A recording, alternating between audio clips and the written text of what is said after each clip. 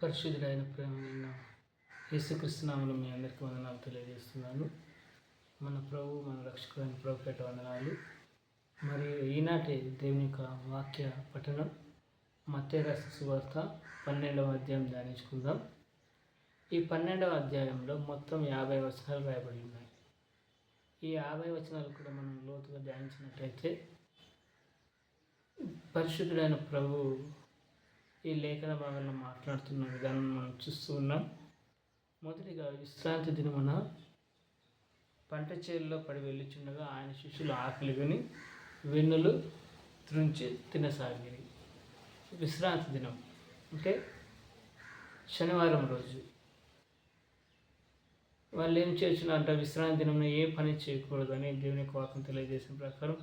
కానీ వారైతే ఏం చేస్తున్నారు, ప్రయాణ మార్గంలో వెళ్ళుచున్నప్పుడు ఆకలి కొని విశ్రాంతి దినం వీళ్ళు ఏం చెప్తున్నారు, వెన్నులు తిని త్రుంచి తినసాగిరంట. పరిసయ్యులు చూసి యేసుక్రీస్తు ప్రభువుతో ఇలా మాట్లాడుతున్నారు, విశ్రాంతి దినం చేయకున్న పని నీ శిష్యులు చేస్తూ ఉన్నారు అని ఆయనతో చెప్పు. ఆయన వారితో ఇట్లా తానుతో కూడా ఉన్న వారిని ఆకలినగా దావీదు ఏం చేశాడు, విశ్రాంతి దినం యాజకుడు ఒక్కడే తిని ఆ రొట్టెను తీసుకుని వచ్చి తన పని వారికి ఇవ్వలేదా? ఆకలిగా ఉన్న వారికి ఆహారం పెట్టమని చెప్పలేదా? ప్రభు సెలవిచ్చినది ఏమంటే ఆకలిగా ఉన్న వారికి ఆహారం పెట్టండి. ఈ లోకంలో ఎంతోమంది ఆహారం లేక అలమటించిపోతున్నారు. మనం 3 పూటల ఆహారం తృప్తిగా తింటున్నామంటే అది దేవుని యొక్క కృప అంతే. ఎందుకంటే ఆకలితో అలమటించే మనం సంతోషంగా ఉండాలని కోరుకునే దేవుడు కదా ఆయన. నువ్వు తృప్తిగా తిని ఆయనకు మొరపెట్టి ఆయనకు ప్రార్థన చేయాలని కోరుకునే దేవుడు ఆయన. ఎందుకంటే నా జనులు నా ఉపకారం తెలుసుకుని తృప్తి పొందుదురు అని దేవుని యొక్క వాక్యం తెలియజేస్తుంది. ప్రియమైన దేవుని బిడ్డలారా, కాబట్టి యాజకులు తినవలసింది అక్కడ ఏం చేస్తున్నారు, యాజకులు తినవారిన రొట్టెను తనతో ఉన్న తినకుండా సమకూరుకులను. మరి యాజకులు విశ్రాంతి దినం దేవాలయంలో విశ్రాంతి దినం ఉల్లంఘించిన నిర్దోషులై ఉన్నారని మీరు ధర్మశాస్త్రం చదవలేదా? ఆ పరిస్థితులు ధర్మశాస్త్రంలో ఉన్న ఆ ఆజ్ఞను బోధిస్తున్నట్టుగా చూస్తున్నారు. ఎందుకంటే దేవాలయం కంటే గొప్పవాడు ఇక్కడున్నాడు. దేవాలయం కంటే గొప్పవాడు మన ప్రభువు అయిన యేసుక్రీస్తు వాడు.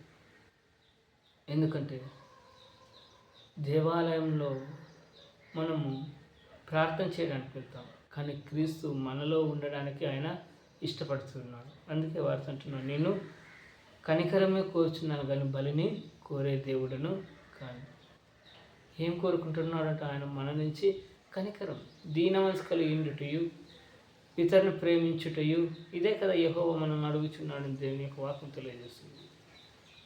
మన జీవితంలో మనం కూడా కనికరం కలిగిన వారమై ఈ లోకంలో జీవించడం గాక. ఎందుకంటే ప్రభు తెలియజేసిన ప్రకారం మనిషి కుమారుడు విశ్రాంతి దినమున ప్రభు అయినాడు. మన జీవితకాలంలో మనం ఆదివారం దినమున మనం వెళ్ళి దేవుని సన్నిధిలో దేవుని మందిరంలో ప్రార్థన చేసినప్పుడు ఆ ప్రభు మనల్ని చూచి మనల్ని దీవించేవాడు అయినాడు. ఇంకా ఆయన అక్కడి నుండి వెళ్ళి వారి సమాజ మందిరంలో ప్రవేశించినప్పుడు ఆ మందిరంలో ఒక ఊచ చేయగలవాడు ఉన్నాడు. వారు అంటే పరిసయ్యులు యేసయ్య మీద నేరం మోపాలని, విశ్రాంతి దినమున మేలు చేయట ధర్మమా కీడు చేయట ధర్మమా, స్వస్థపరచట న్యాయమా అని ఆయన అడిగాడు. అందుకని చక్కటి సమాధానం చెప్పాడు.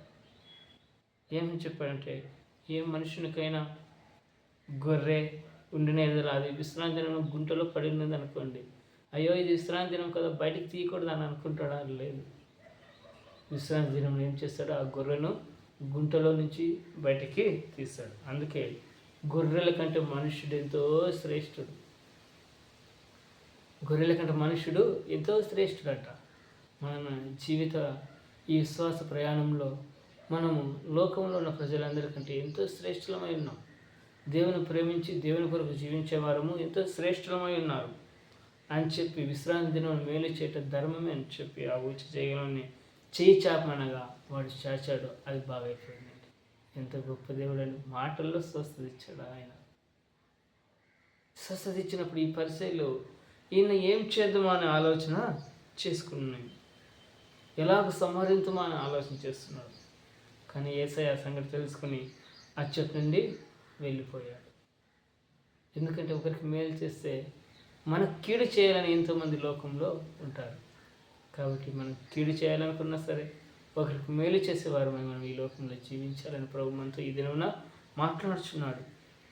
ఆయన బహుజన సమూహంలో ఆయన వెంబడింపగా ఆయన వారికి ఏం చెప్తున్నట్టు, స్వస్థపరిచిన వారందరినీ నన్ను ప్రసిద్ధి చేయమాకండి, మీకోసం ప్రార్థన చేసుకోండి, మీ కుటుంబాల కోసం ప్రార్థన చేసుకోండి అంటున్నాడు దేవుడు. అప్పుడు ఆయన యెషయా రాసిన గ్రంథం చదువుగా, ఈయన నా సేవకు నేను ఏర్పరచుకుంటుని, నా ప్రాణానికి ఇష్టమైన ప్రియుడు, నా ఆత్మ ఈయన మీద ఉన్నది అనే లేఖన భాగం వచ్చినప్పుడు, న్యాయ విధిని ప్రబలం చేటుకు నలిగినరులను, విరువడు ముఖంలాడాని శనారము అర్చడు ఈయన నామంలో అన్ని జనులందరూ నిరీక్షించదు అని ఉన్నదే అని దేవుడు యెషయా ప్రవక్తలో రాయబడిన లేఖన భాగం బోధిస్తున్నప్పుడు అక్కడికి మరలా దయ్యం పట్టిన గుడ్డివాడు మూగవాడైన ఒక వ్యక్తి ఆయన ఎదురు ఏం పట్టిందంటే, ఒక వ్యక్తికి దయ్యం పట్టింది, అపవిత్రాత్మ పట్టి ఏం చేస్తుందంట, గుడ్డితనము మూగతనం మాట్లాడుతుంది. మన జీవిత భాగంలో గుడ్డితనం మూగతనం ఉండకూడదండి.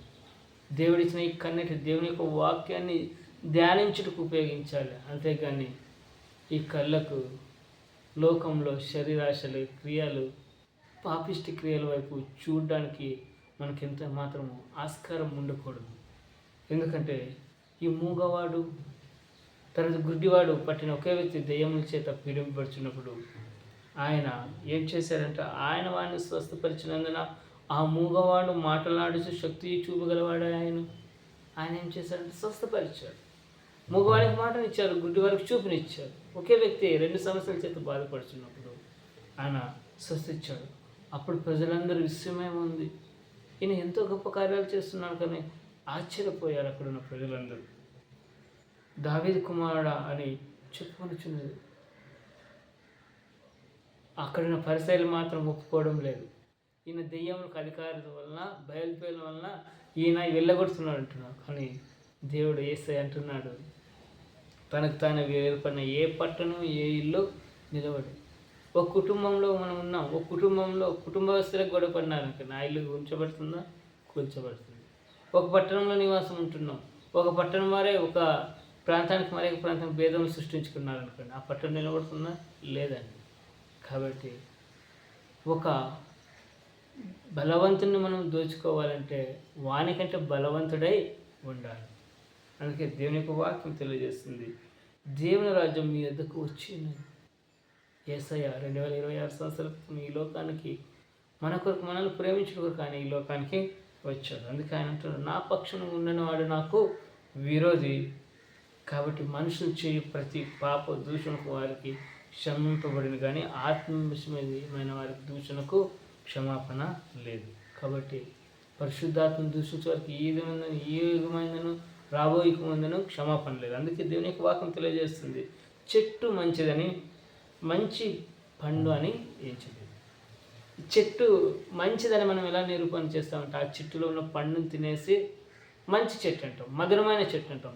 ఒకవేళ ఆ చెట్టులో మంచి ఫలం రాలేకపోతే చేదు ఫలంలో కారు ఫలంలో వచ్చాయనుకోండి, ఆ చెట్టుని ఏం చేస్తాం, ఇది నిర్జీవమైనది, ఇది పనికిరాని చెట్టు అంటాం. మన జీవితంలో కూడా దేవుడు సృష్టించిన ఈ దేహంలో మనం మంచి ఫలములు ఫలించాలండి. ఈ లోకంలో ప్రేమ, అనురాగం, ఆప్యాయత, గలితీ 5:22 ప్రకారం ప్రేమ, శాంతం, దీర్ఘశాంతం, దయాళుత్వం అనే ఫలమును మనము ఫలించేవారమే ఉండాలి. ఎందుకంటే హృదయం నిండిన దాన్ని బట్టి నోరు మాట్లాడుతుంది. హృదయంలో ఏముందో అదే నోరు మాట్లాడుతుంది. కాబట్టి దేవునికి వాక్యం తెలియదు, సజ్జనుడు తన మంచి ధనిలో నుండి మంచి మాటలు బయటకు తీసుకొస్తాడు, దుర్జనుడు తన ధనిలో నుండి చెడ్డ మాటలు ఈ లోకంలో బయట. ఒక వ్యక్తి ఎలాంటి వాడై అని చెప్పడానికి తన మాటలే ఈ లోకంలో ఈ సమాజంలో గుర్తిస్తున్నారు. మన మాటలను బట్టి మన పనితీరు ఉంటుందంటే. అందుకే మేధావులు ఎవరు కూడా ఎక్కువ మాట్లాడరు. మౌనం అనేక విజయాలకి నాంది అని లోకంలో మనం చెప్పుకుంటూ ఉన్నాం. మన జీవితంలో కూడా మన మాటలు దేవునికి ఇంపైన మాటలుగా, మనుషులను ఆదరించే మాటలుగా, మనుషులను ప్రేమించే మాటలుగా మన మాటలు ఉండాలని దేవుని యొక్క వాక్యం తెలియదు. ఎందుకంటే ప్రతి మాటను గురించి మనము విమర్శ దినమందు లెక్క చెప్పవలసిన వారమై ఉన్నాం. అప్పుడు శాస్త్రుల పరిశీలనలో ఒకరు లేచి ఒక సూచక్రియ చేయవా మా కొరకంటే యేసయ్య అంటున్నాడు, యోనాను గురించిన సూచక్రియ తప్ప మరి ఏ సూచక్రియ? యోనా ఎలాగైతే 3 రోజులు తిమింగలం కడుపులో ఉన్నాడో, మనుష్య కుమారుడు కూడా 3 రోజులు భూగర్భంలో ఉంటాడు. అంటే తన యొక్క మరణాన్ని గురించి ముందే ఆయన ప్రకటన చేయుచున్నాడు. 3 దినములైన తర్వాత ఆయన తిరిగి పునరుత్థానుడై ఈ లోకంలో బయటకు వచ్చాడు. ఆ సమాధిని గెలిచి బయటకు వచ్చాడు. అందుకే యేసయ్యను మరణము బంధించలేకపోయింది. అందుకే దేవుని యొక్క వాక్యం తెలియజేస్తుంది, దక్షిణ దేశపు రాణి సొలొమోను జ్ఞానాన్ని పరీక్షించడానికి వచ్చింది. సొలొమోను కంటే గొప్పవాడని నేనని దేవుని యొక్క వాక్యం తెలియజేస్తుంది. ఎందుకంటే ఒక అపవిత్రాత్మ ఒక మనిషిని విడిచిపోయిన తర్వాత అదేం చేస్తుందంటే తిరిగి ఆ ఇంటిలోనికి వెళ్ళాలని ఆ ఇంటిలో ఊడ్చిండుటి చూసి ఆ ఇంటిలో ఎవరు నివాసం లేకపోతే ఏం చేస్తుందంటే అది వెళ్ళి తిరిగి దానితో పాటు 7 దురాత్మను తీసుకొని వచ్చి ఆ మనిషిలో చెరబడుతుంది. కాబట్టి ఒక దురాత్మ వెళ్ళిపోవాలంటే క్రీస్తు మనలో ఉండాలి. క్రీస్తు మనలో ఉంటే ఏ దురాత్మ మన యుద్ధకు రాదు. అంతేకాకుండా క్రీస్తుతో మనం కలిసి నివాసం ఉండినట్టయితే క్రీస్తు మన హృదయంలో దేవుని వాక్యం ప్రకారం మనం జీవించినట్టు ఏ దురాత్మ కూడా మనలో ప్రవేశించింది. ఎందుకంటే ఒక దురాత్మ ఉంటేనే ఒక మనిషి ఎంత నరకం అనుభవిస్తాడు. కానీ 7 దురాత్మలు రాకుండా ఉండాలంటే క్రీస్తు అనే బండ మీద మనం ఇల్లు కట్టుకోవాల్సిన వారమై ఉన్నాం. అందుకే ఆయన ధన సమయంలో మాట్లాడుతున్నప్పుడు అక్కడి నుంచి ఒకరు, ఇదిగో నీ తల్లి నీ సహోదరులు వచ్చి ఉన్నారంటే యేసు ప్రభు గారు అంటున్నారు, ఇదిగో శిష్యుని చూసి వీరే నా తల్లి నా సహోదరులు.